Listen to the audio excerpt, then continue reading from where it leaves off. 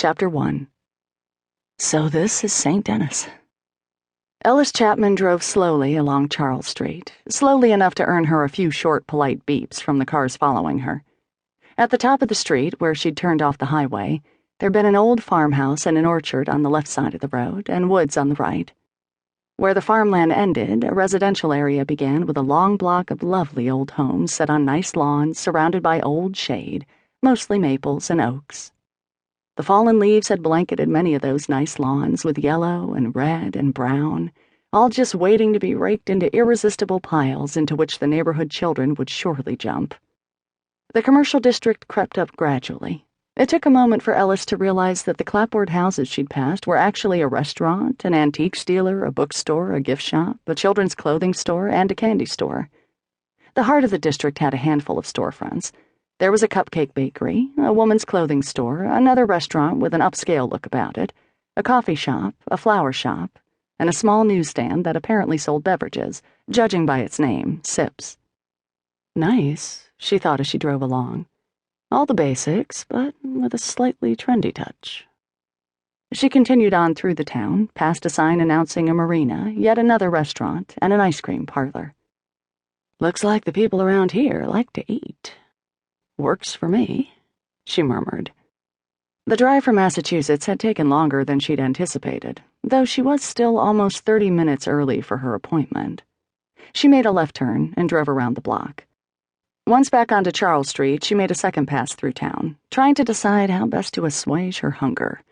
There was no time for a meal, but coffee and maybe a quick snack would be welcome. She parked across the street from the coffee shop. The sign read cappuccino in a stylized script, and headed down against the wind, dodged the mid-afternoon traffic to cross to the other side.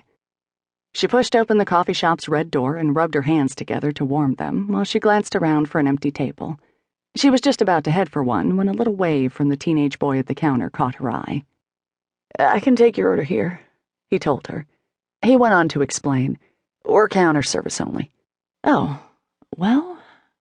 She squinted to read the handwritten menu on the chalkboard behind him. "Take your time, no hurry. I'd like a large regular coffee with whole milk." She paused to survey the edibles.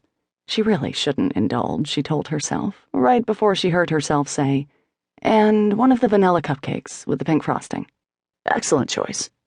The boy nodded his approval and poured her coffee into an oversized blue mug. "Cream and sweeteners are over on the cart there behind you." "Oh," she said for the second time and turned to locate the station. She paid for the coffee and the cupcake and took both to a table that sat off by itself next to the wall, then carried the mug to the cart where she added milk and a packet of raw sugar.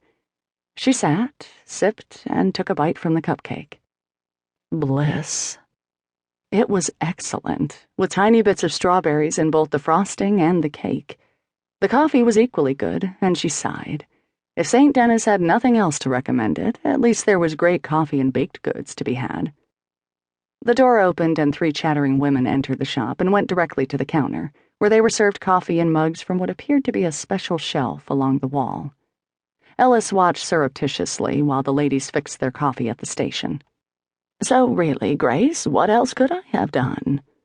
the woman was saying as she added 2 pink packets of sweetener to her coffee. "I don't know that I would have done anything differently, dear." The oldest of the 3, Grace, apparently, shook her head slightly. "Sometimes you just have to go with your gut."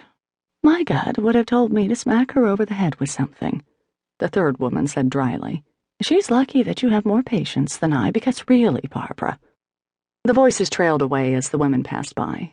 The woman called Grace, who had white hair tucked into a bun and a gentle face, turned to smile at Ellis. "Hello, dear," she said softly without breaking her stride. Ellis returned the smile and felt an unexplainable lump form in her throat. She turned her attention back to the cupcake and her coffee. So far, it seemed that St. Denis was much like her mother had described, a small, welcoming town populated by nice people. For about the 1,000th time, Ellis wished she'd accompanied her mother on at least one of her trips here. But for Ellis, there'd always been somewhere else to go. "Why waste your summer in some little nowhere place?" her jet-setting father would say, "when you could be in London?"